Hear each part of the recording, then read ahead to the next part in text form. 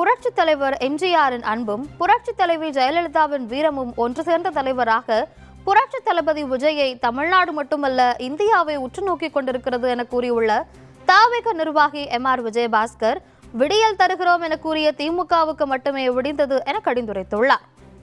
புரட்சித் தலைவருடைய அன்பும் மாண்புமிகு புரட்சித் தலைவி அம்மாவுடைய வீரமும் ஒன்று சேர்ந்த தலைவராக நம்முடைய புரட்சி தளபதி நம்முடைய தமிழக முதலமைச்சர் அவர்களை தமிழகம் மட்டுமல்ல இந்தியாவே உற்று நோக்கி கொண்டிருக்கிறது. தளபதி அவர்களே, உங்களை காண கரூர் மக்கள் மட்டுமல்ல தமிழக மக்களே தவம் கிடக்கிறார்கள். இங்கே இருக்கின்ற இளைஞர் பட்டாளம் இன்றைய இருக்கின்ற இளைஞர் பட்டாளம் மட்டுமல்ல, இன்னும் வரக்கூடிய இளைஞர் பட்டாளமும் சேர்ந்து வரக்கூடிய இளைஞர் பட்டாளமும் உங்கள் பின்னால் தான்.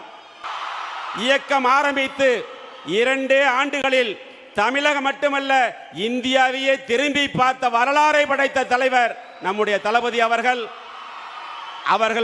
அவர்களுக்கு முன்னால் ஆட்சிக்கு வந்திருக்கிறார்.